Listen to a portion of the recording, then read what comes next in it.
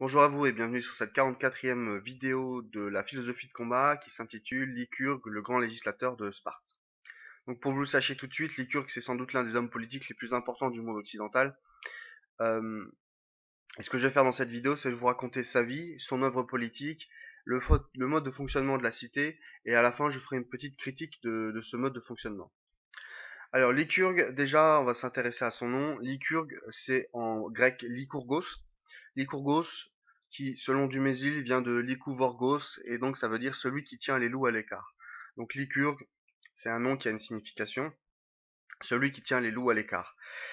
Euh, donc c'est le législateur mythique de Sparte. Pourquoi est-ce qu'on dit mythique? Parce qu'il a, si vous voulez, quand on raconte son histoire, elle est trop belle pour être vraie. Et donc il faut se méfier. Et on a un poète romain du 1er siècle avant Jésus-Christ qui s'appelle Plutarque. Et Plutarque écrit: on ne peut rien dire de certain sur le législateur lycurgue, son origine, ses voyages, sa mort, enfin ses lois mêmes et la forme de gouvernement qu'il a établi sont rapportés diversement selon les historiens. Mais ce dont il convienne le moins, c'est le temps où il a vécu. Bonne question. Quelles sont les dates d'apparition, on va dire, de Lycurgue? Alors ce personnage n'a peut-être pas existé, c'est peut-être plusieurs personnages qui se sont mis ensemble, on n'est pas très sûr de comment ça s'est passé, mais euh, disons que la légende a retenu Lycurgue. On a une cité de Sparte avec une histoire plus ou moins brillante, et donc il faut retenir cette histoire-là. Et la cité de Sparte existe, elle avait un système de fonctionnement très particulier. Il y a bien un point de départ, une origine à ce mode de fonctionnement. On a dit que c'était Lycurgue parce que ça arrange tout le monde. Alors il faut savoir qu'en moins 800 avant Jésus-Christ, la cité de Sparte est une petite cité sans envergure qui est en proie à l'anarchie. Pourquoi, comment est-ce qu'on peut expliquer ça? C'est assez simple. C'est toujours les mêmes causes qui font les mêmes effets, à savoir que une ville comme Sparte naît de la réunification de plusieurs tribus qui vont s'installer au même endroit pour deux raisons. La première, c'est qu'il y a de l'eau. Effectivement, il y a une rivière qui coule à cet endroit qui s'appelle l'Eurotas. Et il y a de l'eau. Et puis, on est plus en sécurité quand on est nombreux. Mais le problème, c'est que sans de bonnes lois, sans d'une bonne législation, la cité risque vite de tomber dans l'anarchie parce que chacun se prenant pour le roi, le, en bon, faudrait dire en grec le basileus, chacun se prend pour le basileus, donc chacun se prend pour le roi, donc le droit est oral, donc on rend la justice oralement. Il y a des conflits entre les familles, il y a des conflits entre les riches et les pauvres, bref, il y a plein de conflits comme ça qui naissent et qui font que, si vous voulez, il n'y a pas de concorde, il n'y a pas d'alliance, il n'y a pas de fraternité entre les gens qui vivent là, ce qui fait que bah il y a beaucoup de dissensions, et cette dissension amène la guerre civile qui amène finalement le fait que la cité est une cité comme les autres qui n'ira jamais loin, qui ne fera jamais rien de grand parce qu'elle n'est pas capable de s'unir. Voilà. Donc je vais vous dire ce que Hérodote en dit de tout ça dans l'enquête, édition de la Pléiade, page 76. Alors, Ils, ils c'est les habitants de Sparte, ils avaient été le peuple le plus mal policé de presque toute la Grèce, en mauvais rapport entre eux comme avec les étrangers. Voici comment ils parvinrent à une meilleure législation. Lycurgue, un Spartiate des plus distingués, vint un jour à Delphes consulter l'oracle, et quand il entra dans le sanctuaire, la pitié de s'écrier aussitôt: te voici, Lycurgue, en mon temple opulent, toi qui es cher à Zeus, cher à tous les habitants de l'Olympe, te proclamai-je dieu ou mortel? J'hésite, mais Lycurgue, je te crois plutôt un dieu. Voilà. Donc quand on dit d'un personnage, et surtout à cette époque qu'il est un dieu, c'est pour ça qu'il y a un côté un peu bizarre, parce que quelqu'un rentre dans le temple de Delphes et tout de suite on s'écrit: ah ben toi t'es un homme ou un dieu, je dirais plutôt un dieu. C'est un peu c'est un peu bizarre. C'est pour ça qu'on dit qu'on a du mal à être 100% sûr qu'il a vraiment existé, cette personne. On a aussi beaucoup de mal à dire qui est son père, tout simplement parce que il est d'ascendance royale. Son père, soit c'est un roi qui s'appelle Prytanis, donc il est fils de Prytanis, ou alors, mais il n'est pas fils d'une première femme, il est fils d'une seconde femme. Donc en fait, euh, pour accéder au trône, il faut être déjà de la première femme, et il faut être un mâle. C'est donc un mâle de la première femme qui peut accéder au trône. C'est comme ça que ça fonctionne à Sparte. Et donc, s'il avait voulu accéder au trône, il aurait dû être soit le seul mâle survivant, soit le mâle de la première femme, et l'héritier mâle de la première femme. Et en fait, C'est pas le cas, on pense que soit c'est le fils de Prytanis, soit c'est le petit-fils du roi Prytanis. On n'a pas spécialement les dates une histoire de Sparte qui nous permet de dire exactement qui fait quoi à quel moment, mais soit il est fils de Prytanis, soit petit-fils du roi Prytanis. Je le précise tout de suite, à Sparte, c'est une diarchie. Alors, monarchie, c'est un seul roi, diarchie, c'est deux rois. Et on a une diarchie à Sparte parce que tout simplement, une des femmes du roi de Sparte aimait tellement, a eu des jumeaux en fait, et c'est l'aîné, celui qui était sorti du premier du ventre de sa mère, qui aurait dû accéder au trône.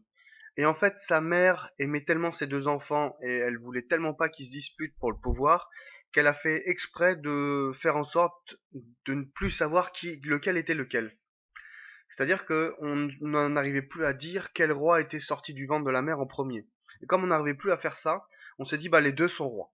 C'est toujours un peu rigolo comment ça fonctionne à Sparte, mais c'est comme ça. Donc il y a deux rois, c'est une diarchie à Sparte. Et donc vous avez deux familles royales, je le précise là, juste la lignée des Agiades et la lignée des Eurypontides. Donc par exemple, vous avez peut-être vu le film 300, bah, dans le film 300, Léonidas, c'est de la lignée des Agiades, d'accord? Et Prytanis, il est de la lignée des Eurypontides. Bref, petite précision. Donc Lycurgue, soit c'est le fils de Prytanis, soit c'est le petit-fils de Prytanis, on n'est pas sûr. Ce qu'on pense, c'est que son père, alors son père, soit c'est Prytanis, soit c'est donc si son père c'est Prytanis, donc lui c'est le fils. Si son père c'est pas Prytanis, à ce moment-là, Prytanis a un fils qui s'appelle Eunomos, qui d'ailleurs en grec veut dire la bonne loi ou la bonne règle. Et donc, il serait le fils de Nomos. Donc vous auriez, soit vous avez Prytanis et Lycurgue, soit vous avez Prytanis, Eunomos, Lycurgue. On n'est pas tout à fait sûr comment les choses fonctionnent. Par contre, il est rapporté que son père est mort à coups de couteau. C'est-à-dire qu'il y a eu une bagarre, comme devait y en avoir beaucoup dans la ville de Sparte, et les bagarres se règlent à coups de couteau. Et le père de Lycurgue est mort poignardé. Donc il faut imaginer la psychologie du personnage qui naît dans une cité qui est en proie à l'anarchie. Son père son père, c'est soit le roi Prytanis, soit c'est le Eunomos, on ne sait pas très bien. Bref, en tout cas, son père est mort poignardé. Donc il faut imaginer le personnage qui vit dans cette ville où son père vient de se faire assassiner. Donc ce qui va se passer, c'est que une partie de la lignée des Eurypontides va s'effondrer, puisqu'on a Prytanis qui meurt, il laisse le pouvoir à son fils Polydecte, et Polydecte va aussi mourir, laissant le pouvoir à Lycurgue. Parce que c'est le dernier mâle survivant, enfin le premier dans la lignée qui doit arriver, parce que j'imagine que les rois de Sparte avaient beaucoup de femmes ou beaucoup de secondes femmes, au cas où, pour assurer la lignée. Et donc, Lycurgue se trouve en position d'avoir le pouvoir. Et juste au moment où il a le pouvoir, on lui dit, attends, la veuve de Prytanis, donc la veuve du roi de Sparte, elle attend un enfant. Et donc, logiquement, ça devrait être cet enfant-là, si c'est un héritier mâle, qui devrait avoir le trône. Donc, ce qui se passe, c'est que la veuve du roi Prytanis va voir Lycurgue, et elle lui dit, si tu veux, Lycurgue, j'avorte et je t'épouse. Comme ça, tu deviens roi de Sparte et je reste reine de Sparte. Ça, c'est le deal qu'elle lui propose. J'avorte, et voilà. Alors, Lycurgue, qui est vraiment un type sympa quand même, lui dit, ok, on va faire ça, et secrètement, en fait, il se dit, non, pas du tout, on va faire l'inverse. Donc voilà, il lui dit non, tu vas pas avorter, tu vas garder ton enfant, et puis en gros on le jettera dans la forêt quand tu vas accoucher, et où on le tuera quand il sortira de ton ventre, mais tu vas accoucher et après on l'assassinera. Et je deviendrai roi de Sparte, et toi je t'épouserai et tu deviendras reine de Sparte. Ce qui se passe, c'est que bon, les mois passent, la veuve de Prytanis va bientôt accoucher. Lycurgue demande à des amis à lui de garder en sécurité la veuve de Prytanis. Donc ils restent à côté d'elle et tout. Et quand elle accouche, ils prennent l'enfant de Prytanis, donc de la veuve de Prytanis. Donc ils prennent son enfant. La veuve, j'imagine qu'elle pense qu'ils vont le jeter dans la forêt ou le donner à manger au loup. Et en fait, ils l'amènent à comment il s'appelle? Ils l'amènent à Lycurgue. Lycurgue prend l'enfant, il le montre au peuple et dit voilà Spartiate, voilà votre nouveau roi. Donc on a non seulement en plus d'être quelqu'un de sympathique, c'est pas un traître, c'est pas un salopard. Il prend l'enfant, il le baptise en quelque sorte, où il dit voilà Spartiate votre roi, et il l'appelle Carilaos. Carilaos, ça veut dire la joie du peuple. Pourquoi est-ce qu'on l'appelle la joie du peuple? Parce que tout le monde s'émerveille en le voyant. Tout le monde est joyeux en voyant, voilà, comme on peut aujourd'hui s'émerveiller de voir un enfant. Et bah voilà, c'est d'où vient son nom, Carilaos. Donc, la veuve du roi Prytanis, folle de rage parce qu'elle s'est fait trahir par Lycurgue, commence à se venger de lui en répandant des rumeurs. À mon avis, Lycurgue est quelqu'un qui a un certain charisme, qui a une certaine, comment dirais-je, euh, certaine réputation, et cette réputation devait être connue. Les gens n'y ont pas spécialement cru à ces rumeurs, mais si vous voulez, il y a une telle haine et une telle envie de le descendre dans l'estime des gens, l'insulter, etc., que pour dissiper tout malentendu, eh bien, Lycurgue décide de partir en voyage pendant un certain nombre d'années. Comme ça, on pourra plus l'accuser de vouloir tuer Carilaos et de prendre le pouvoir pour lui tout seul. Donc, petit rappel, juste pour vous remontrer les différentes parties importantes de la Grèce.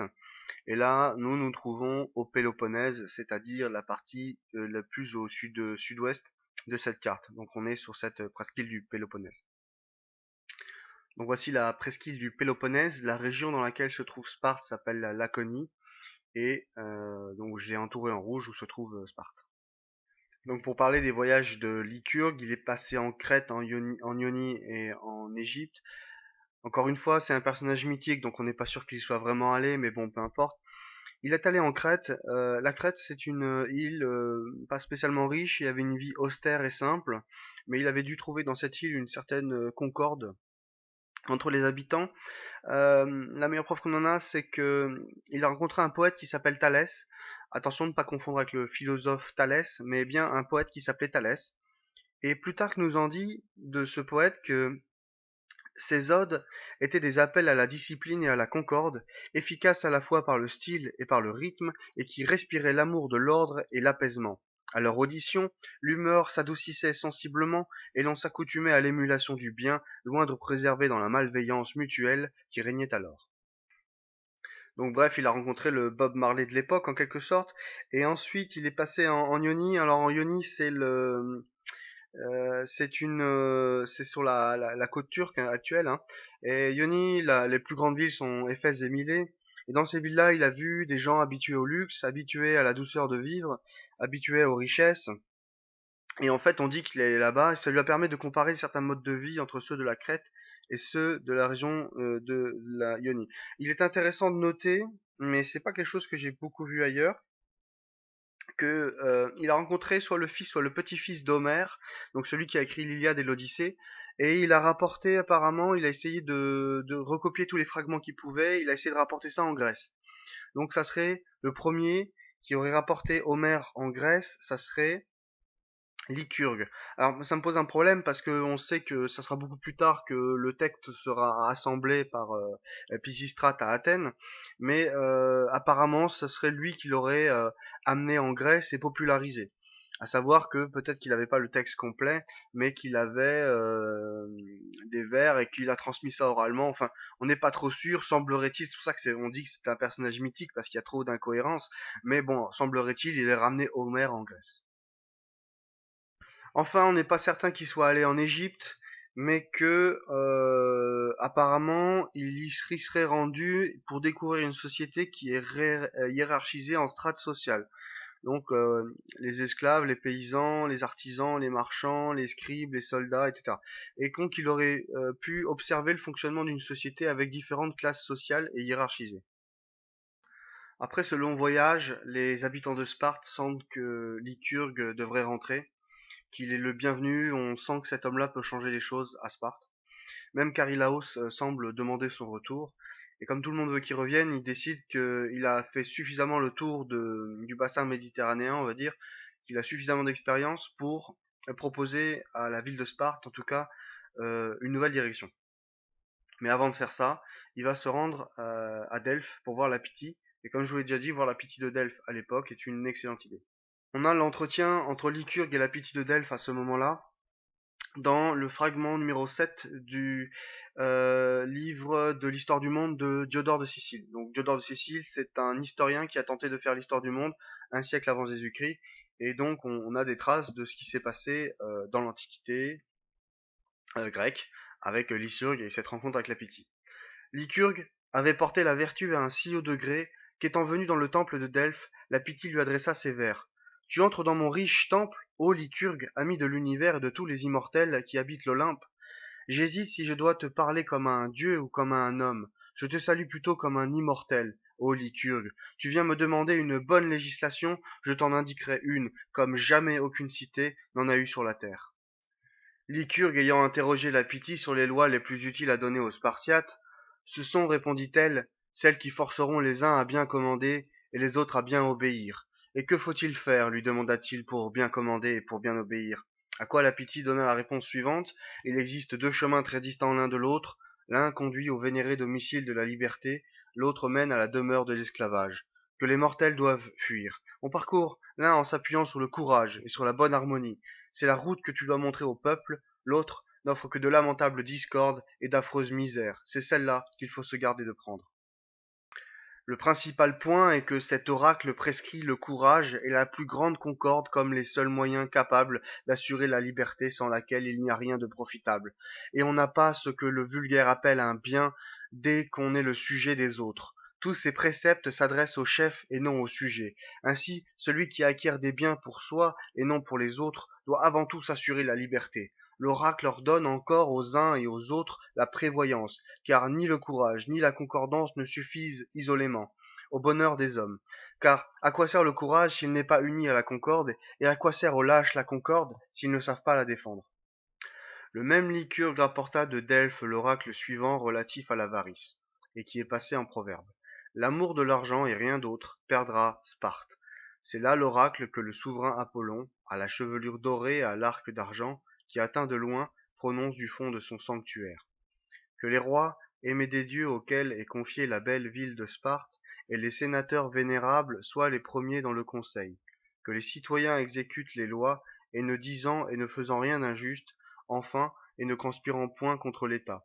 La victoire et la force accompagneront le peuple des Spartiates, voilà ce que Phoebus ordonne à Sparte.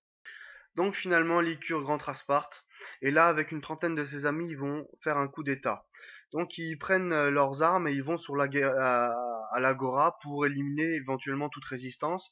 Et même le roi, Charilaos, finit par les rejoindre, ce qui est une signe, une façon de dire je donne le pouvoir à Lycurgue. Et là, Lycurgue va mettre en place ces réformes qui sont qu'on appelle la mégalérétra en grec et ce qui donne en français la grande rétra ou la grande proclamation ou la grande parole.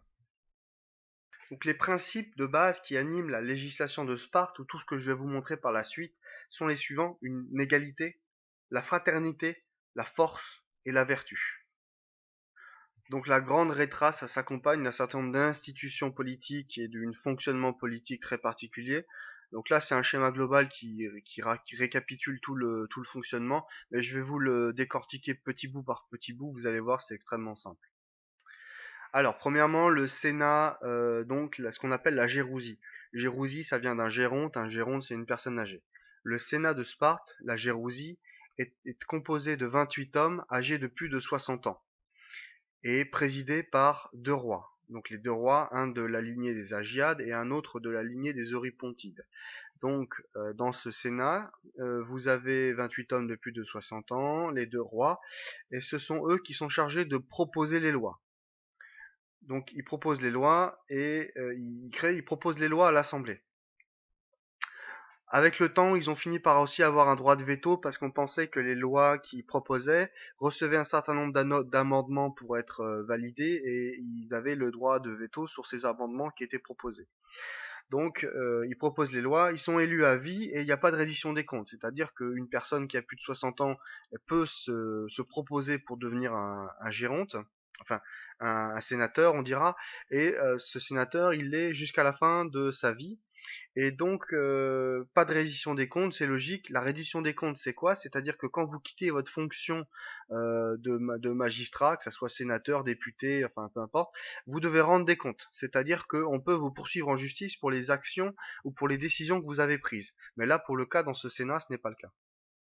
Donc la deuxième entité très importante qu'on a là sous les yeux, c'est ce qu'on appelle l'Assemblée des citoyens de Sparte.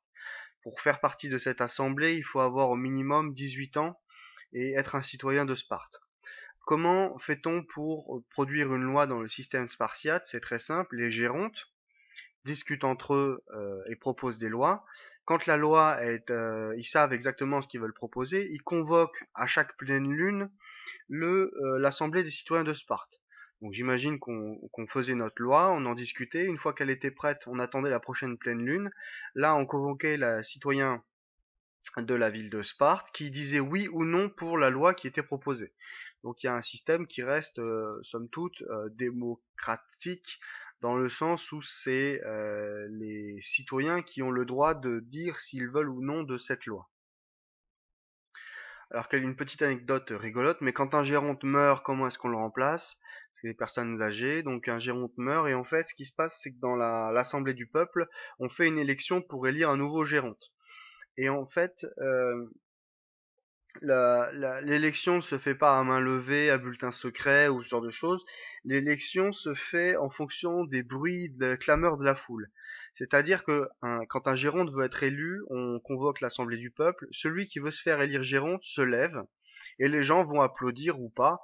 Et en fonction du bruit que cela fait, il y a des gens qui sont non pas dans la salle, mais qui sont à l'extérieur de la salle et qui mesurent, si vous voulez, l'intensité du bruit qui est fait. Donc la personne qui veut être élue géronte se lève, elle n'a pas le droit à la parole, et plus elle a de clameurs en sa faveur, en quelque sorte, plus ça va faire du bruit, et plus le bruit est fort, plus la personne a une chance d'être élue. Donc c'est comme ça que ça fonctionne à Sparte. Le système peut sembler un peu rigolo, mais il faut savoir que les Grecs sont quand même assez méfiants à l'endroit du pouvoir politique. La preuve, c'est qu'ils mettent des gérontes, les gérontes décident des lois. Pourquoi des gens âgés de plus de 60 ans? C'est parce que comme ces gens-là n'ont plus grand-chose à perdre ni à gagner, on s'imagine qu'ils sont émotionnellement et plus stables et plus comment dirais-je, plus sages et plus expérimentés, donc ils vont décider de bonnes lois pour la ville de Sparte. Quand on décide d'un géronte ou pas, pourquoi est-ce qu'on fait à la clameur et qu'il y a une personne qui ne voit, la personne n'a pas le droit de s'exprimer et une personne qui ne voit pas qui s'est levé a le droit de dire mais qui a reçu le plus de clameurs, ça évite qu'on élise comme géronte celui qu'on a choisi. On ne veut pas le choisir parce qu'on ne sait pas qui s'est levé et on ne sait pas pour qui la clameur est faite. Donc on peut, ça met un peu de sécurité dans un système pour éviter que ça soit toujours les mêmes qui soient élus, ou toujours de la même famille, ou de la même lignée des rois, etc., etc. La troisième institution, c'est celle des efforts. Les efforts, ça veut dire en gros des surveillants. Les surveillants, donc, ils sont là pour une année. Donc ils sont élus tous les ans à la première nouvelle lune, suivant l'équinoxe d'automne. Il y a cinq, on va dire, localités principales à Sparte, et donc il y a cinq personnes élues, on ne sait pas trop comment, mais bon, elles sont élues, et ce sont des surveillants, donc elles sont là pour contrôler les mœurs, le respect des lois, et même le respect des lois par les rois. Ils ont le pouvoir de convoquer les rois, les personnes pour leur administrer des sanctions. Ils veillent à la bonne succession royale et que le roi est une femme. Ils sont même capables de trouver une femme au roi s'il a du mal à en trouver. Ils ont aussi une compétence judiciaire et une compétence de plaidoirie, donc ils peuvent accuser les gens. Ils ne peuvent pas être réélus, donc ils ne sont élus que pour une durée d'un an, et ils ont une reddition des comptes possible, c'est-à-dire que on peut les incriminer pour ce dont ils ont décidé quand ils étaient en tant qu'effort. Alors on a raconté beaucoup de choses sur ces efforts, qu'ils abusaient de leur pouvoir, qu'ils étaient excessifs, que c'était un élément démocratique et tyrannique dans le système de Sparte. Est-ce que c'est vrai ou pas? J'en sais rien. Il faut savoir que les gens qui ont beaucoup critiqué ces efforts, ce sont des gens comme Platon ou Aristote qui de toute façon ont une véritable haine envers la démocratie ou tout ce qui est à peu près démocratique dans un système. pour deux raisons différentes. Et donc, on a beaucoup critiqué les efforts. On pense finalement, historiquement, soyons raisonnables, qu'ils n'avaient pas tant de pouvoir que ça, sachant qu'ils sont élus pour un an et ils sont obligés de rendre des comptes si jamais ils ont pris des décisions injustes. Donc, on pense que ils étaient un peu là pour, euh, pour pas que le système tourne en rond et pour mettre un peu de piment dans le système, pour que les rois trouvent une femme, pour assurer la lignée, ce genre de choses. Mais il faut pas, comme Platon, dire que c'était l'élément démocratique qui a détruit la ville de Sparte, c'est pas tout à fait exact. Enfin, on a le droit à une réforme sociale très profonde. La société est divisée en trois groupes. Au-dessus, au sommet de la pyramide, vous avez les Spartiates, ce qu'on appelle les homoioi, c'est-à-dire les semblables. Donc en gros, il s'agit des citoyens de Sparte. Au milieu, vous avez les perioikoi, ce sont en gros les gens des alentours, à savoir des artisans libres, mais ce ne sont pas des citoyens. Et en dernier, en bas de la pyramide, vous avez les ilotes, qui sont des esclaves. Et ce sont les esclaves très particuliers parce qu'ils appartiennent à l'État. Et là, je vais tout de suite faire une remarque qui est essentielle et qu'il faut bien comprendre. C'est que le rapport entre les homoioi et les ilotes, ilotes, hein, H-I-L-O-T-E, c'est un rapport de 1 pour 10. Entre 1 pour 10 et 1 pour 13. C'est-à-dire que pour un citoyen spartiate, il y a à peu près une dizaine d'esclaves. C'est très important de comprendre ça parce que ça va déterminer en gros toute l'histoire de la Grèce. C'est ce rapport entre le nombre de citoyens et le nombre d'esclaves. Un certain nombre de réformes sont mises en place qui va sensiblement modifier le style de vie des Spartiates. La première chose, quand on parle d'un Spartiate, on parle du citoyen de Sparte. On parle pas d'un périolkoi, on parle pas d'un ilote. On parle bien du citoyen. La première chose qui fait un citoyen, c'est sa participation au service militaire, qui va durer quasiment toute sa vie en fait. Et donc, le service militaire commence à partir de 7 ans, et c'est ce qui s'appelle l'agogé. Et l'agogé, son traduit, c'est le dressage. Pour expliquer cette réforme de l'agogé et comprendre son principe, son fonctionnement et l'idée de base, on utilise l'histoire de Lycurgue et les deux chiens. Est-ce qu'elle a vraiment existé ou pas? Bon, on dit que Lycurgue s'est rendu sur la place principale de Sparte et a voulu démontrer le bienfait de l'éducation et que l'éducation ne devait surtout pas être négligée pour faire le nouveau type d'homme, le nouveau Spartiate dont il rêve. Et donc, il a deux chiens qui sont enfermés dans des cages. Et l'un a été éduqué à chercher, à traquer des lièvres, et l'autre a été éduqué pour trouver sa nourriture. Tout simplement, il va dans sa gamelle. Et en fait, il dit, vous voyez, un des chiens, je vais lâcher les deux chiens, vous allez voir que l'éducation va déterminer leur comportement. Et effectivement, là, un chien, donc là l'image est pas tout à fait exacte, mais peu importe, on va imaginer que le petit chien, qui pourtant est pas très fort, et bah lui, comme on l'a éduqué à aller attraper des lièvres, il saute, il court pour attraper son lièvre, et l'autre qui est pourtant plus gros, plus musclé, plus rapide, etc. Si on lui a habitué à aller voir la gamelle, il va voir la gamelle. Et l'idée est de dire, il faut que nos jeunes gens de Sparte prennent l'habitude justement d'être comme ce chien qui va traquer le lièvre, c'est-à-dire qu'il faut l'éduquer à la guerre. Donc le Spartiate, sa vie à l'agogé, ça va consister à faire partie d'un groupe de 12, et son groupe de 12 va devenir une sorte de... va devenir toute sa vie en quelque sorte, ça va être ses compagnons d'armes littéralement, et les jeunes Spartiates ne sont pas spécialement bien traités, puisqu'ils doivent voler pour vivre, c'est-à-dire qu'ils doivent voler de la nourriture pour survivre. Ils ne doivent pas être vus. On peut les punir si on les surprend en train de voler. D'ailleurs, on a cet exemple très connu du jeune Spartiate qui a volé un loup, ou qui a un loup sous sa veste et qui refuse, plutôt que de dire qu'il a un loup sur sa veste, préfère se faire manger le foie plutôt que de dire qu'effectivement il s'est fait prendre en train de voler. Faut savoir que les punitions sont très dures quand on est pris en train de voler, essentiellement le fouet. Et la deuxième, c'est on mord les pouces. C'est-à-dire que quand quelqu'un se fait prendre en train de voler ou ce genre de choses, on prend le pouce et on lui mord le plus fort possible. Ça doit être assez douloureux. Et donc c'est comme ça qu'on va entraîner progressivement le jeune Spartiate à devenir un guerrier. La deuxième partie de l'entraînement, ça sera essentiellement une partie sur les techniques militaires. C'est-à-dire que le Spartiate en lui-même est un bon guerrier, mais pas plus exceptionnel que un bon hoplite, hein, mais pas plus exceptionnel que le hoplite grec ou le hoplite d'une autre ville. Par contre, ce que les Spartiates savent faire à la perfection et ce qui va leur donner l'avantage sur le champ de bataille, c'est leur maîtrise des tactiques et des techniques de combat. Et notamment une qu'on verra, qu'ils ont fait quasiment à toutes les grandes batailles dans lesquelles ils ont participé. Cette tactique je vous la décrirai plus tard pour savoir comment on fait la guerre quand on est grec. Euh, Ce sont d'excellents tacticiens. C'est-à-dire que euh, un guerrier spartiate tout seul, il est très bon, mais il n'est pas exceptionnel. 10 guerriers spartiates l'un à côté de l'autre, ils sont imbattables. Ce qui fait la citoyenneté du Spartiate, c'est cet agogé, donc ce dressage, le fait qu'il a un père et une mère qui sont déjà citoyens, les repas en commun. Alors ça, on verra que ça fait partie d'un tout un tas de réformes qui vont vraiment en profondeur modifier la société. Ce qu'on appelle les six cities. Les six cities, ce sont des repas pris en commun. Alors SY2SITIE. Donc les repas pris en commun, et dans ces repas sont pris en commun, donc imagine des longs banquets comme ça où les Spartiates mangent tous en commun, et on a l'obligation de ramener sa part pour voilà. Et celui qui ne ramène pas sa part peut être déchu de sa citoyenneté. On verra le statut économique de chacun un peu plus tard. Euh, L'obligation est de faire la guerre jusqu'à 60 ans, sauf si on a plus de 3 enfants. Donc, en gros, la vie, c'est de 7 à 60 ans, vous êtes un militaire, quoi. Le citoyen spartiate est militaire de 7 à 60 ans.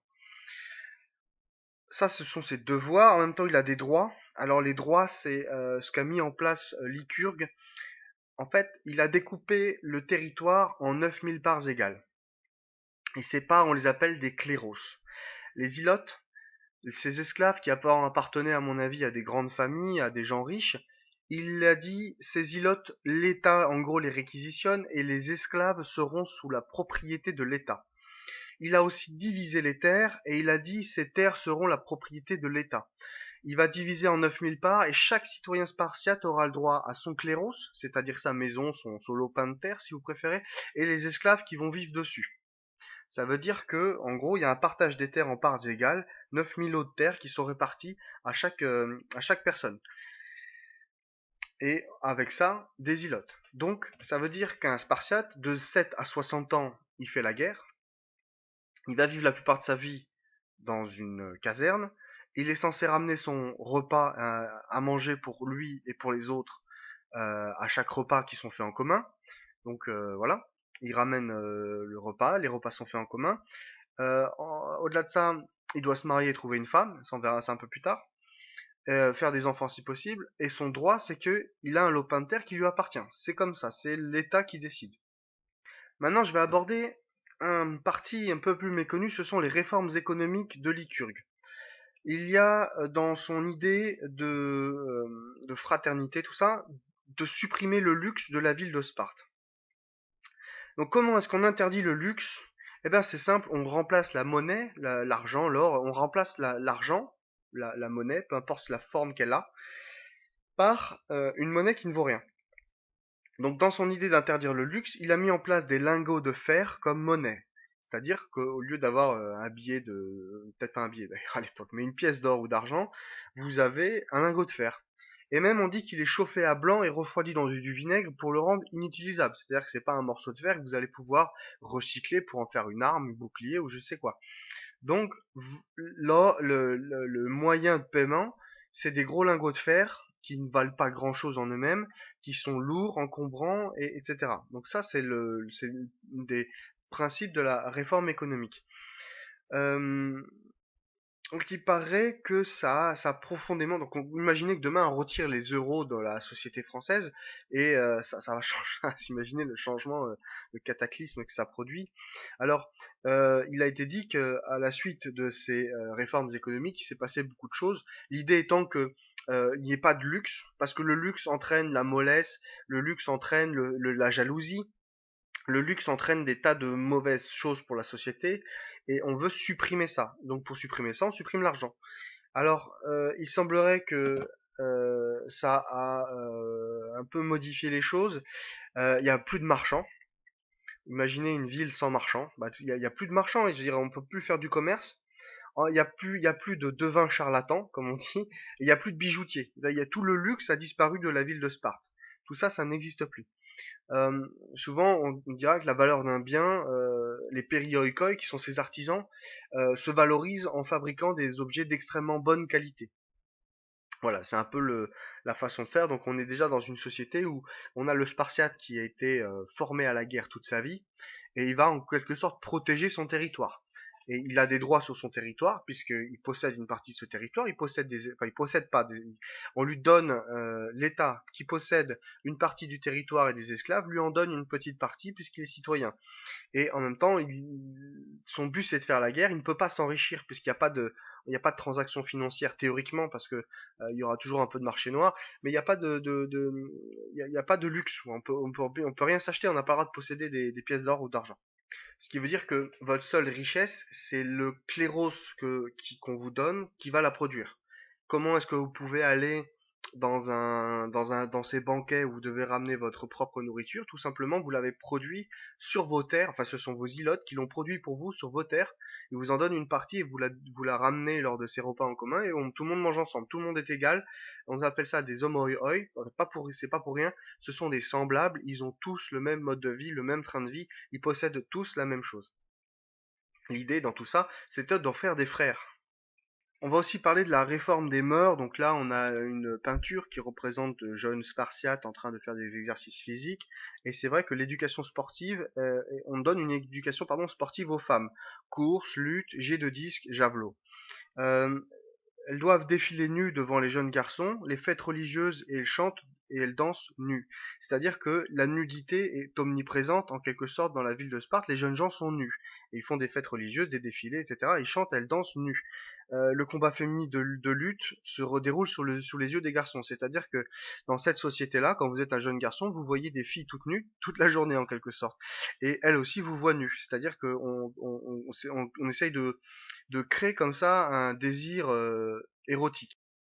Des jeunes Spartiates qui tomberaient amoureux l'un de l'autre et qui voudraient s'épouser devraient se rencontrer tout d'abord en cachette. Parce que c'est comme pour manger, il faut tout faire en cachette. Et donc voilà, donc il faut imaginer le jeune garçon spartiate qui voit des jeunes filles toutes nues devant lui tout le temps, et dès qu'il a désir, dès qu'il a envie de les rencontrer, etc., il faut qu'il fasse tout ça en cachette le plus discrètement possible. C'est comme se nourrir, manger, etc. Pareil, il faut toujours être discret, toujours savoir un peu comme un agent secret ou un ninja, être toujours inaperçu. Voilà. Et donc les jeunes gens et les jeunes femmes se voient en cachette le temps tant qu'ils n'ont pas d'enfants, parce qu'en fait c'est très compliqué les rapports hommes-femmes à Sparte. On a une interdiction du célibat, c'est-à-dire qu'un homme au bout d'un certain âge ne peut plus être célibataire, c'est pas possible. Sinon sa punition c'est de faire le tour de l'agora en plein hiver tout nu. Donc c'est pas très très rigolo. Donc comme on veut pas marcher pendant des heures sur l'agora en plein hiver, il faut trouver une femme. Si les jeunes gens doivent se voir en cachette, tant qu'ils n'ont pas d'enfants, parce qu'une fois qu'ils commencent à avoir des enfants, ils ont le droit quand même de dire qu'ils sont ensemble, de se marier, et l'homme va kidnapper la femme et l'amène chez lui, avant de rentrer évidemment à la caserne. Euh, alors ça c'est très particulier. Il y a une sorte je sais pas si on peut dire d'eugénisme. Mais comme on part du principe que les gens sont frères, ils partagent un peu leurs femmes. Alors, c'est-à-dire que la polygamie d'un soir, je sais pas si vous voyez ce que c'est, est tolérée si le but est de produire de beaux enfants spartiates. C'est-à-dire que si, si vous aviez une femme et qu'un autre homme la désirait, fraternellement, vous pouviez les laisser avoir des relations sexuelles parce que le but était de produire de beaux enfants spartiates. C'était toléré. D'ailleurs, on demandait à un Spartiate comment font les femmes adultères dans votre pays, et il disait mais il n'y a pas de femmes adultères, ça n'existe pas puisque les choses se font entre frères. Et dans cette idée de fraternité qui est peut-être excessive pour certains, qui est parfaitement naturelle pour d'autres, bon, peu importe.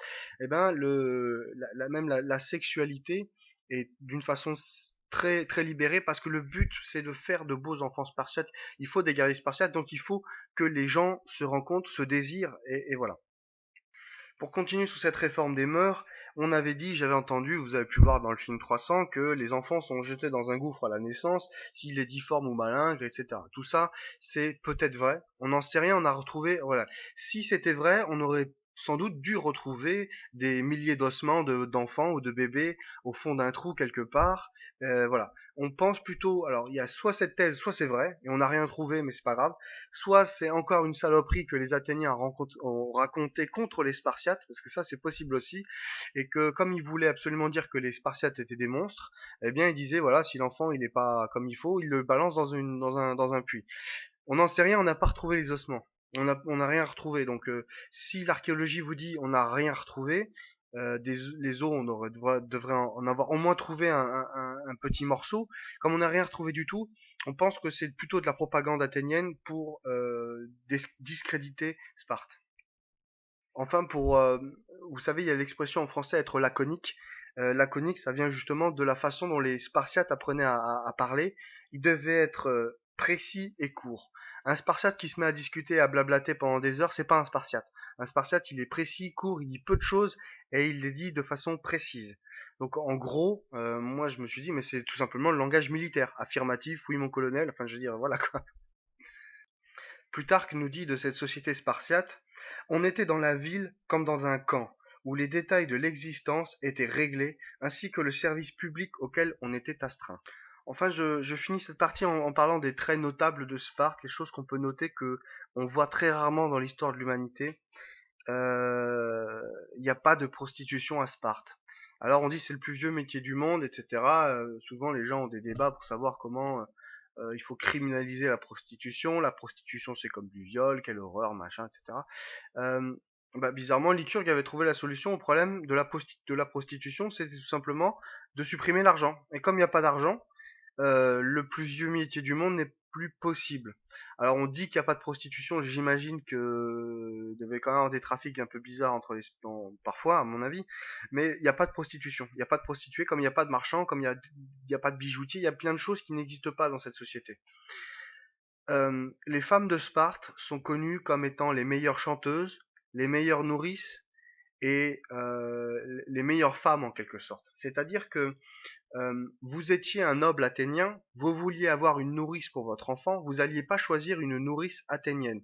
Vous allez choisir une nourrice spartiate, pardon, c'est-à-dire une femme de Sparte, parce que vous savez que les femmes de Sparte, elles sont solides, costauds, elles vont donner du bon lait à votre enfant, elles vont bien l'éduquer à la dure comme ça, ce qui fait que votre enfant, ça va être quelqu'un de courageux ou qui est capable d'affronter des difficultés, voilà.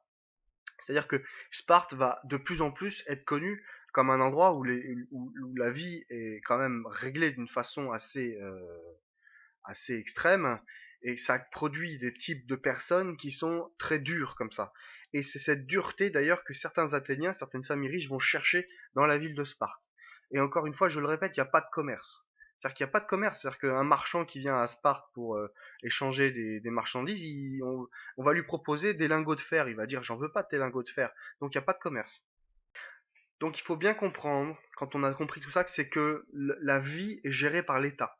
C'est l'État, c'est-à-dire la Gérousie plus l'Assemblée, donc en gros les Spartiates, mais c'est sous la Gérousie, les rois, qui gèrent la vie de l'État.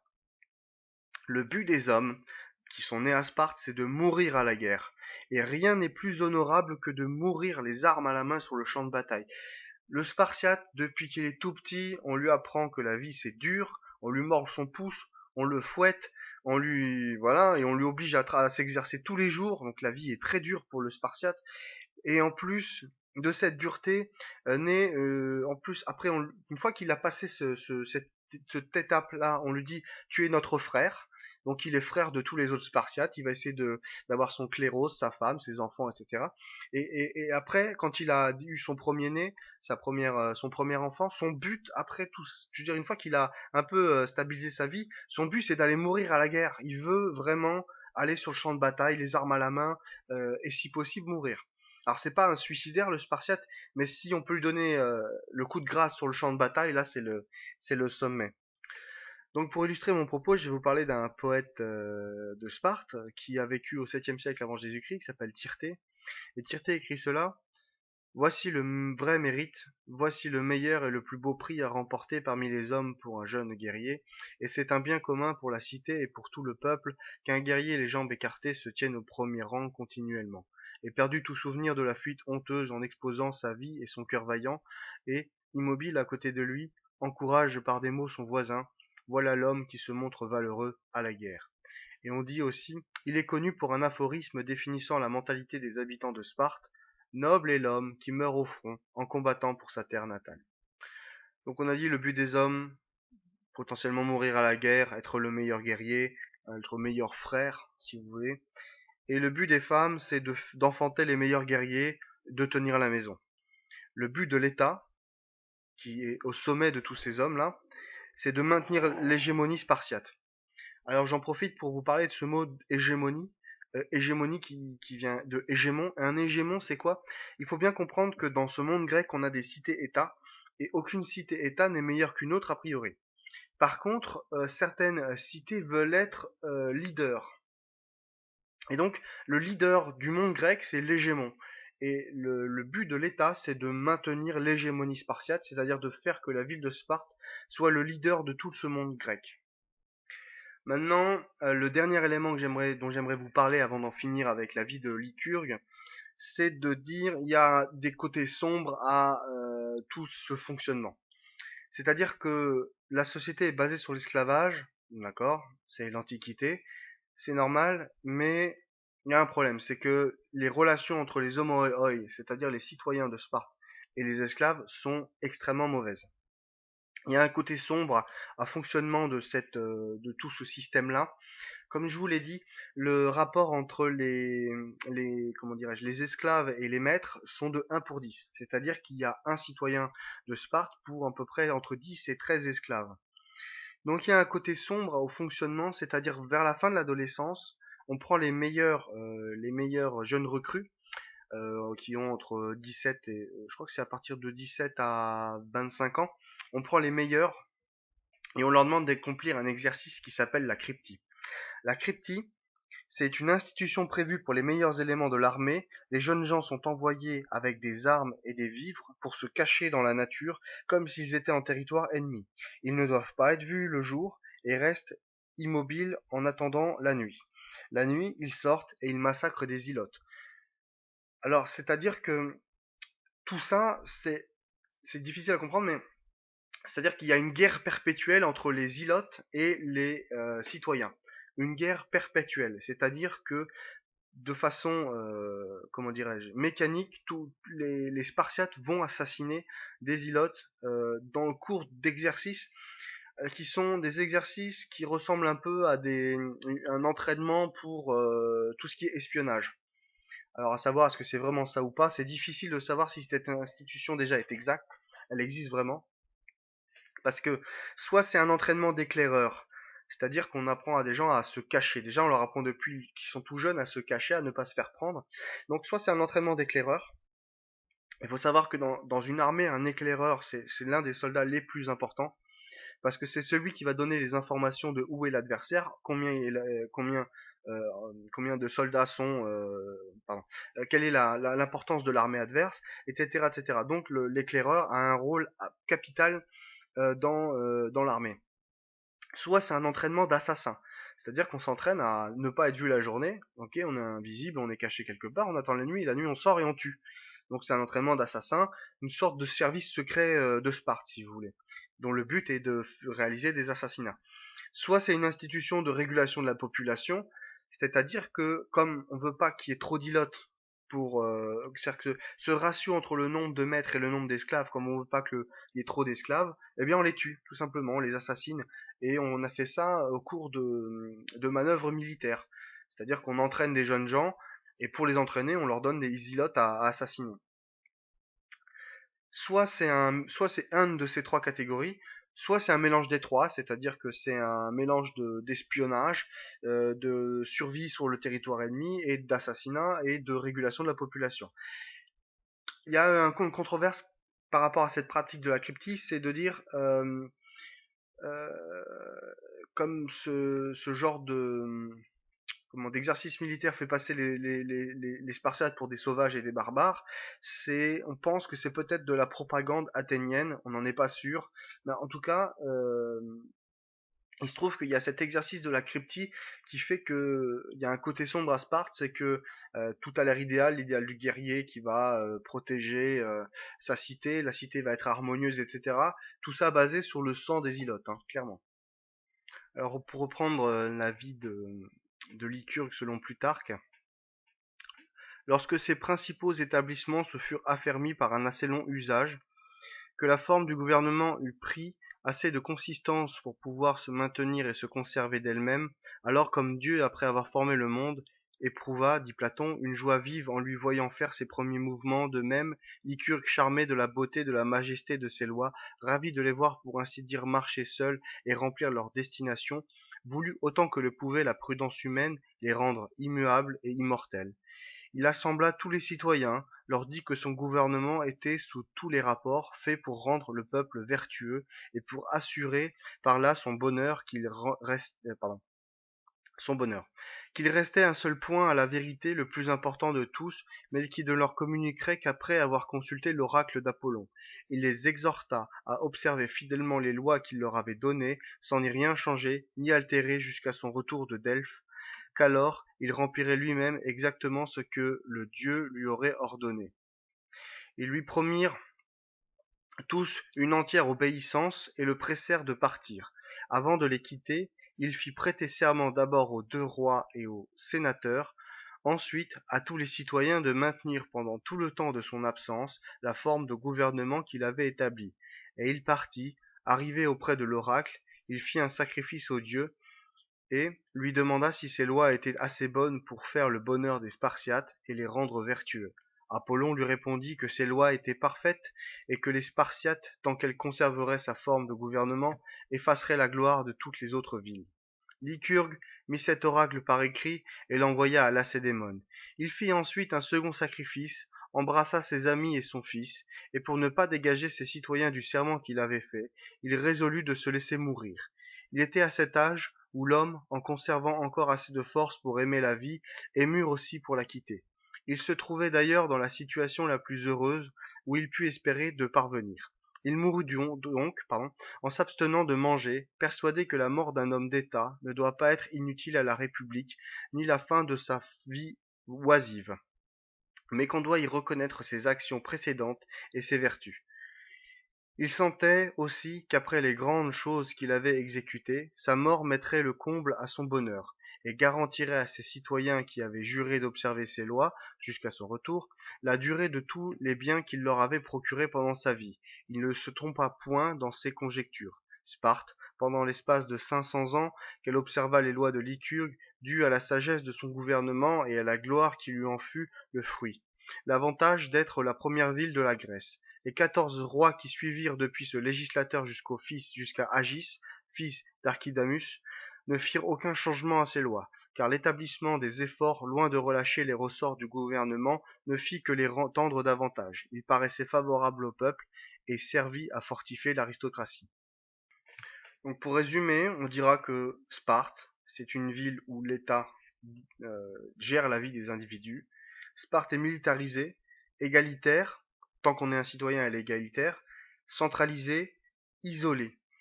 Pour certains aujourd'hui, on dirait que c'est un État totalitaire. Pour certains aujourd'hui, certains diront que Sparte est un modèle. Vous en ferez ce que vous voulez.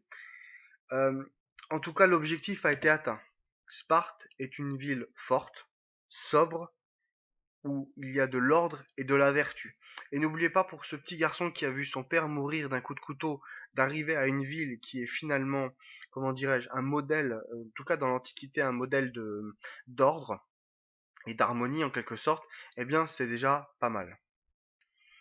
Lycurgue, la société de Sparte, continue encore aujourd'hui à fasciner beaucoup de gens qui s'imaginent que si on prend un peuple, peu importe lequel, et qu'on lui donne de bonnes lois, on peut totalement transformer les gens qui vont être soumis à ces lois. Et donc, quand on veut savoir comment ça fonctionne ou qu'est-ce qu'il faut faire, Eh bien, on regarde la vie de Lycurgue, son œuvre, ses lois, sa façon de gérer la société. Des lois, ça va très loin, hein, les tombes, par exemple, des morts, des gens morts à la guerre. On met pas les tombes n'importe où, on les met devant les temples, en plein milieu du village, si vous préférez. Pourquoi? Parce que on veut habituer les jeunes Spartiates, et les Spartiates moins jeunes d'ailleurs, à l'idée de la mort. Et comme on veut s'habituer à cette idée de la mort, on met des tombes partout. C'est une façon de faire. Voilà. Ça va très très loin. Mais euh, c'est le mode de vie spartiate. Et effectivement, il y a une hégémonie spartiate. C'est-à-dire que après ces lois-là, ben, ils sont mis à devenir, avoir un système militaire fiable, des soldats forts, qui sont mis à conquérir des territoires, qui ont agrandi le territoire jusqu'à posséder quasiment l'ensemble du Péloponnèse, sauf quelques grandes cités qui résistaient à cette hégémonie. Mais quelque part, Sparte était vraiment est devenue, avec le temps et avec ses conquêtes, un modèle pour beaucoup de cités qui à l'époque cherchaient quelque part comment on pouvait, avec de nouvelles lois, améliorer la vie des citoyens ou en faire quelque chose de nouveau. Il faut pas être naïf, ce genre de personnalité politique intéresse aussi tous les gens qui rêvent d'être des dictateurs en fait. Ils veulent créer un homme nouveau, ils regardent comment est-ce qu'on a fait dans l'histoire, bah c'est simple, un état fort, centralisé, des lois qui régentent toute la vie d'une personne, et ça peut donner, on peut s'inspirer de ça pour créer des régimes communistes. Je sais qu'aussi la société spartiate avait fasciné Adolf Hitler, donc c'est une société qui fascine, mais il faut se méfier de sa propre fascination parce que elle n'est pas parfaite, et je vais vous parler un peu de la critique de ce système. On ne peut pas totalement critiquer Sparte dans le sens où effectivement il y a eu une hégémonie spartiate. Donc Sparte est rentrée dans l'histoire plus que n'importe quel autre, peut-être même plus que Athènes d'un certain point de vue. Mais avec ça, faut penser, et il faut pas se dire, bah, si on a les meilleurs guerriers, on va pouvoir avoir du territoire, on va pouvoir s'agrandir, on va pouvoir devenir les plus forts, conquérir le monde, etc. Ça marche pas comme ça. Et je vais essayer de vous expliquer qu'est-ce qui se passe dans cette société-là concrètement. Le premier problème de la ville de Sparte, c'est que vous créez une caste de militaires. Et ça va être le même problème que dans l'Empire romain, c'est super pour conquérir des territoires, mais le problème c'est que des militaires qu'on a formés au combat veulent se battre. Ils veulent aller au combat, ils veulent se battre. Donc ça crée une certaine instabilité chronique, qui est de dire, si on n'a pas d'ennemis, les gens qui ont une formation militaire, qui sont des guerriers, vont commencer à peut-être vouloir s'entretuer ou créer des problèmes, ou ils vont s'ennuyer, ils vont péter un peu les plombs, ils vont tenter de faire des révolutions, des révoltes, enfin bref, ça va créer une tension dans la société. Et le problème, c'est que Sparte ne sait que faire la guerre. C'est-à-dire qu'il faut toujours un ennemi, il faut toujours occuper le Spartiate avec un ennemi, un combat, etc. Euh, et bon, pour le coup, dans le Péloponnèse, Sparte n'a pas manqué d'ennemis, puisque, je veux dire, ils sont battus quasiment avec tout le monde, et quitte à devenir d'ailleurs la plus grande force militaire de la région. Mais on ne sait que faire la guerre, c'est-à-dire qu'en temps de paix, Sparte n'est pas possible quelque part. En temps de paix, vous faites du commerce, vous essayez de bien vous entendre avec vos voisins, ça c'est pas des choses que Sparte sait faire. Donc ça c'est un premier problème. Le deuxième problème qui va apparaître, c'est ce qu'on a appelé le problème de l'oligantropie, pardon. L'oligantropie, c'est quoi? C'est quand la classe dirigeante, donc là, ça sera clairement les citoyens de Sparte, finissent par être de moins en moins nombreux. Alors qu'on se dit comment c'est possible, comment ça peut arriver, bah, toutes les lois de Sparte ne sont pas intelligemment pensées. Le cléros, le cléros, le cléros que vous donne l'État, avec les ilotes qui travaillent dessus, le problème c'est que tous les cléros n'ont pas la même productivité. Tous les cléros ne produisent pas autant de ressources, sachant que les ressources dont vous avez besoin sont identiques, puisque vous devez avoir des ressources pour participer au repas commun. Donc il faut un certain nombre de ressources, et il faut que votre cléros soit très productif. Parce qu'on a beau diviser la terre en 9000 parcelles égales, elles ne sont pas toutes productives de la même façon. Donc soit le cléros n'est pas assez productif, soit on a trop d'enfants. Parce que le problème c'est ça. Si j'étais dans la logique d'Aristote, je dirais il faut donner, si Aristote avait eu son mot à dire, qu'est-ce qu'il aurait dit? Il aurait dit, vous voyez, le cléros, il faut le donner en fonction des besoins de la personne. C'est-à-dire qu'une personne qui a 7 enfants et qui a besoin de nourrir 7 enfants, plus de participer au repas commun, il faut lui donner un cléros qui est capable de nourrir 7 enfants, etc., etc. Donc, pour Aristote, la bonne solution est de dire, si quelqu'un a un besoin de 5, il faut lui donner un cléros qui produit 5.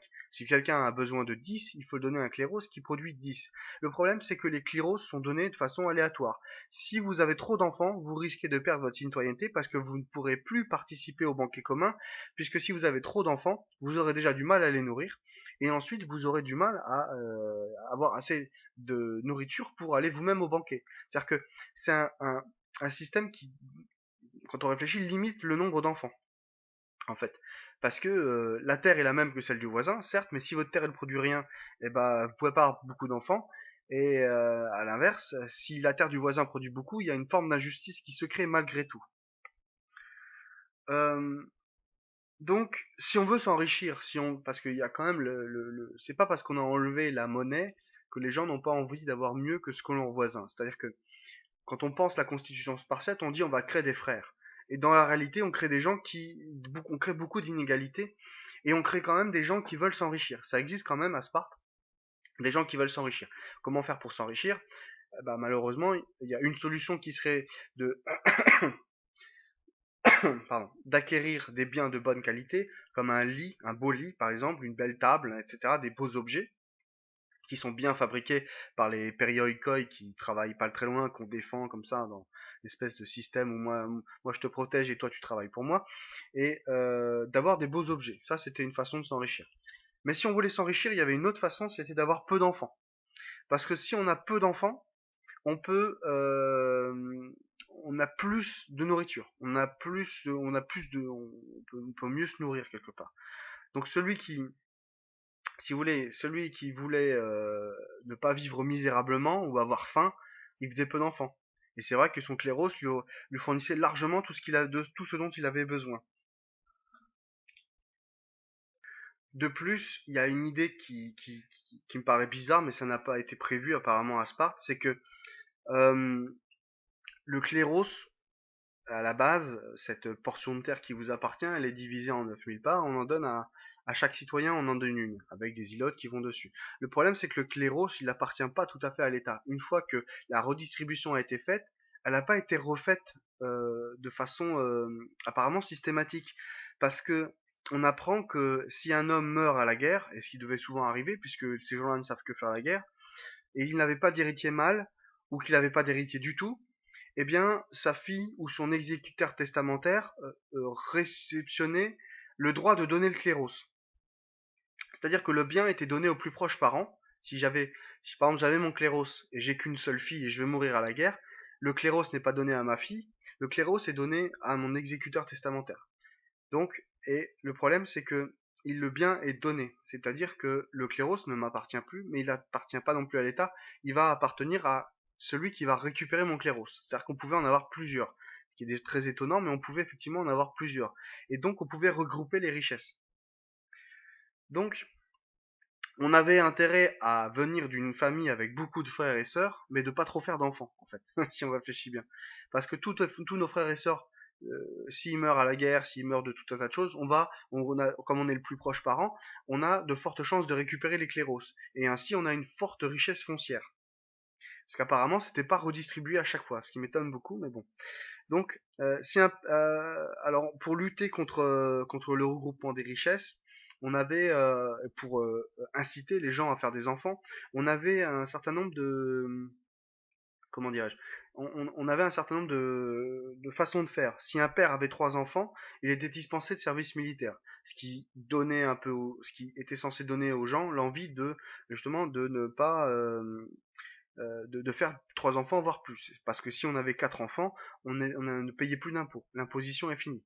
Donc c'était des dispositifs pour inciter les gens à avoir des enfants. Mais avoir des enfants, ça veut dire s'appauvrir. Ça nous ouvre des droits qui ne sont de ne pas aller à la guerre. Mais enfin, dans une société militaire, c'est stupide parce que Si je vous dis à partir de 3 enfants, vous n'êtes plus obligé de servir militairement, les gens, et que je suis citoyen athénien, je vais trouver ça une grave insulte, parce que pour moi, l'honneur de ma famille, mon honneur personnel, c'est d'aller mourir au combat. Donc si on me dit j'ai plus besoin de combattre à partir de 3 enfants, c'est-à-dire qu'à partir de 3 enfants, on risque de me traiter comme un lâche. Donc j'ai pas intérêt à le faire. Et puis, si j'ai 4 enfants, en plus je paye plus d'impôts, donc on va me montrer du doigt en disant lui, il a fait 4 enfants pour plus payer d'impôts. Donc on n'est vraiment pas incité à avoir des enfants quand on est un riche athénien. Et le problème, c'est qu'il y a un problème d'oliganthropie, c'est-à-dire qu'au bout d'un moment, les citoyens de Sparte sont de moins en moins nombreux. Et c'est ça qui va poser un problème. Troisième point, critique de ce système, c'est qu'il y a une véritable haine, la haine des ilotes. C'est-à-dire que les ilotes, les esclaves qui travaillent sur vos terres, euh, ils ont dans cette société de Sparte, ils n'ont strictement aucune chance, aucune opportunité de réussir dans la société.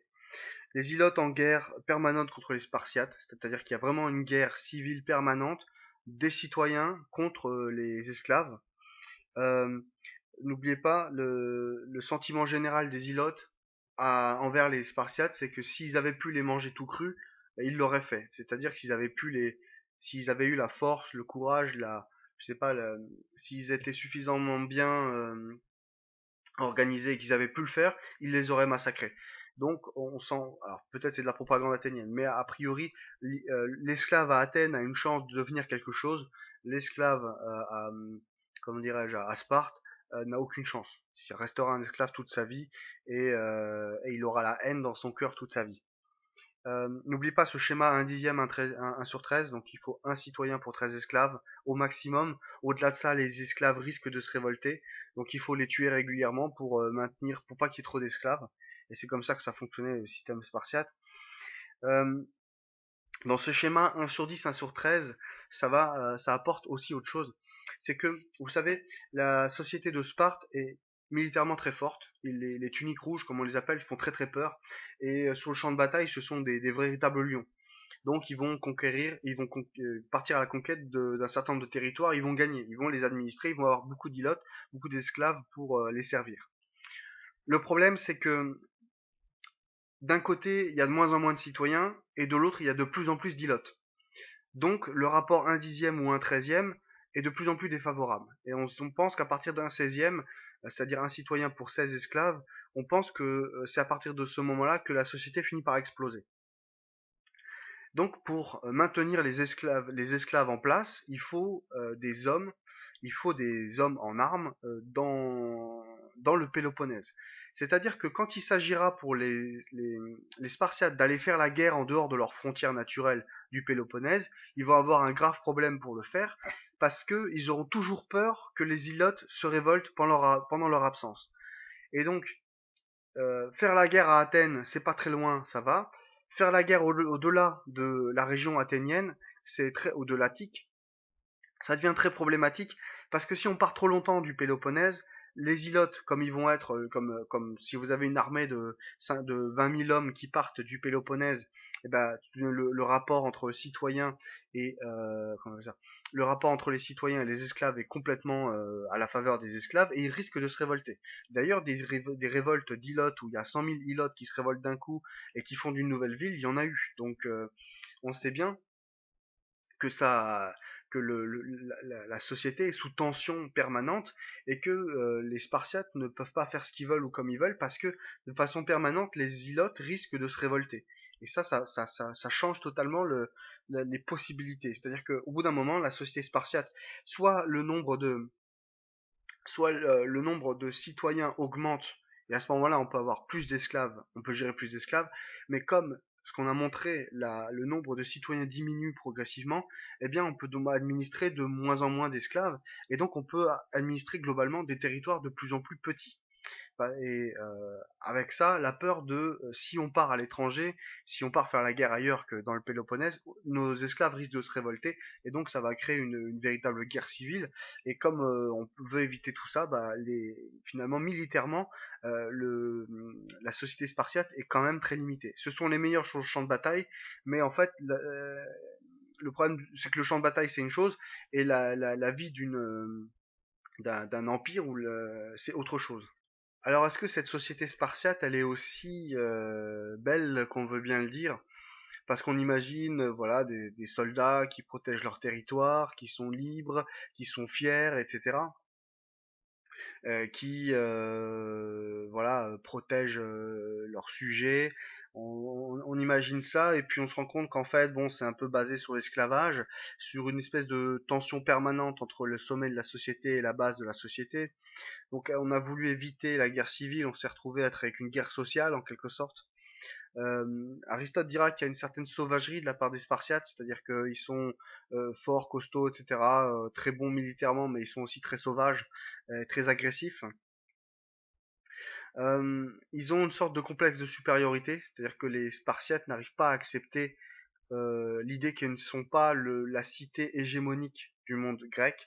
C'est-à-dire qu'on ne peut pas discuter avec un Spartiate s'il a, en quelque sorte, le Spartiate part du principe qu'il a raison, que ce sont eux les meilleurs, et donc il y a un certain problème de concept de complexe, pardon, de supériorité, alors que leur modèle, avec le fur et à mesure du temps, tend à s'effondrer un peu.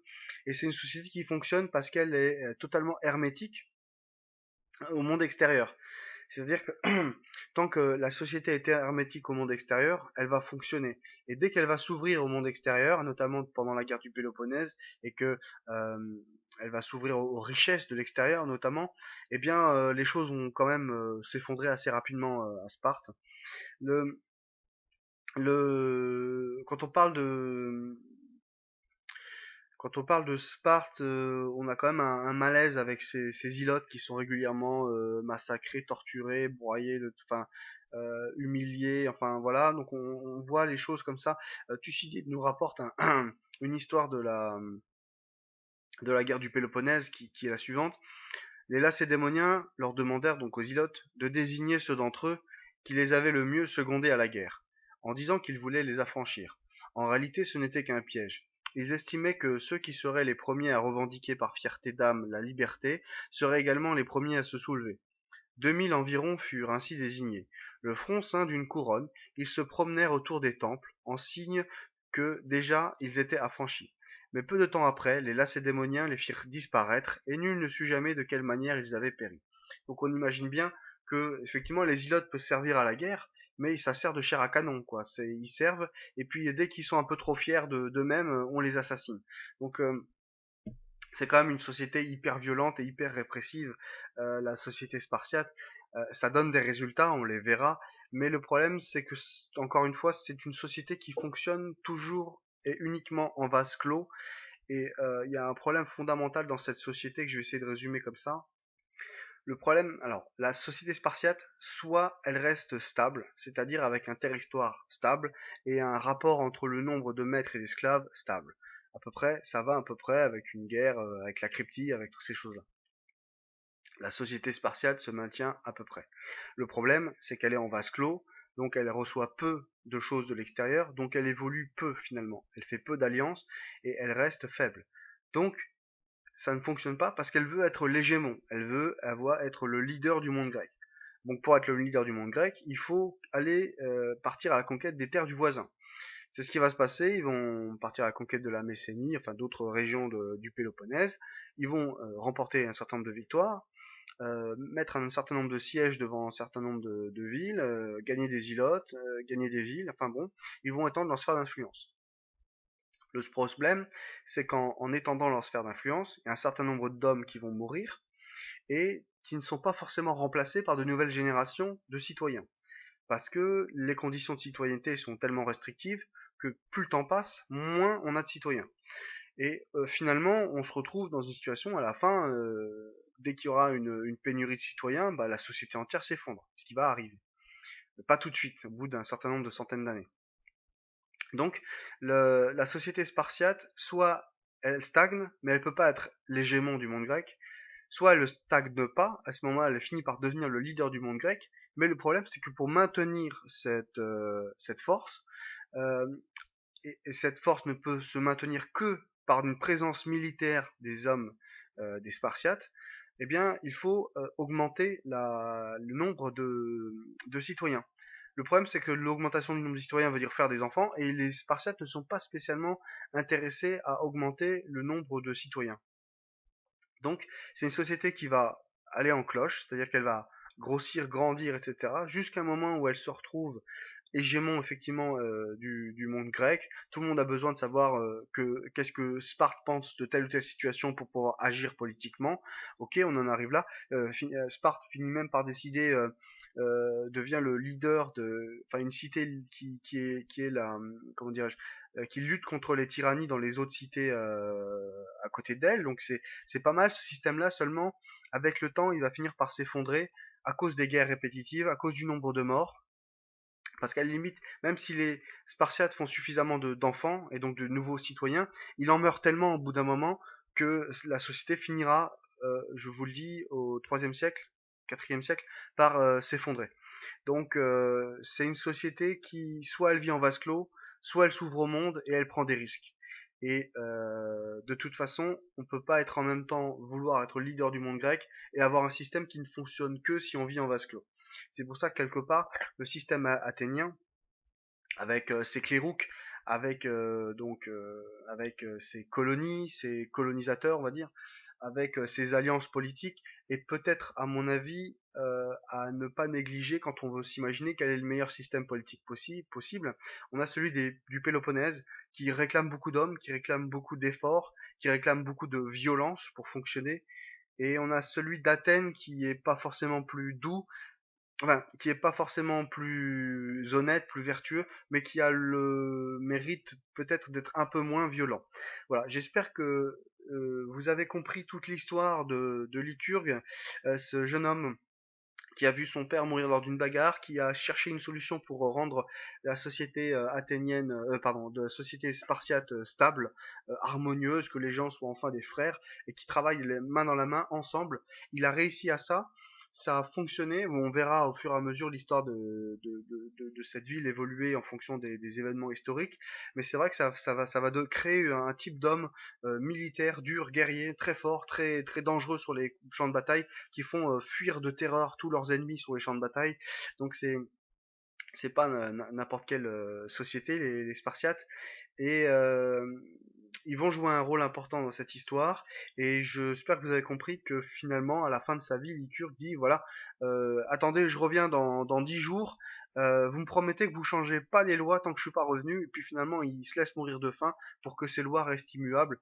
Là encore, ça fait partie de la mythologie de la personnage, parce qu'il peut pas être en même temps une sorte de dieu selon la Pythie de Delphes, en plus se laisser mourir de faim. Enfin, il a vraiment une histoire un peu mythique comme ça, mais c'est pas grave. Il a créé cette ville de Sparte où, où les gens sont dirigés par l'État complètement, et le but de l'État, c'est vraiment de devenir les leaders du monde grec. C'est ce qui va se passer. Donc il y a quand même, il faut comprendre dans toute cette histoire que il est possible, à partir d'un certain nombre de lois, de réglementations, et avec une vision du monde, une vision des choses, changer totalement les hommes. Enfin, totalement non, justement, mais en tout cas, leur donner une certaine orientation, une certaine direction qu'ils n'auraient pas eu naturellement. Et on verra au fur et à mesure cette société spartiate prendre de l'importance, devenir de plus en plus puissante, d'interagir dans toutes les décisions politiques de leurs voisins, et puis s'écrouler en 370 avant Jésus-Christ. Donc quand même, si on réfléchit entre 730, la fin de la vie de Lycurgue, jusqu'à 370, ça fait quand même des centaines et centaines d'années d'hégémonie, de force, d'un pays fort, d'un pays qui a de l'ambition, et finalement, tout s'effondrera en 370 avant Jésus-Christ, à une certaine bataille que je vous présenterai quand on parlera de la fin de l'empire du Péloponnèse. Donc voilà, je vous remercie de m'avoir suivi. J'espère que vous avez compris qui est Lycurgue, quelle société il a faite. Si vous voulez en savoir plus, vous pouvez lire de Plutarque la vie de Lycurgue. Vous pouvez lire évidemment, comment il s'appelle, Hérodote et Thucydide, pour un peu comprendre. Surtout si vous voulez savoir qu'est-ce qui se passe dans l'histoire, c'est Thucydide qu'il faut lire. Euh, et voilà, je vous remercie de m'avoir suivi sur cette vidéo d'histoire. La prochaine, ça sera sur Solon, Solon l'Athénien, donc Solon le législateur d'Athènes, et on verra aussi son histoire à lui, qui fait d'Athènes une ville qui va elle aussi prospérer, qui va elle aussi avoir un grand avenir, mais sous un schéma ou sous un certain nombre de lois qui sont complètement différentes.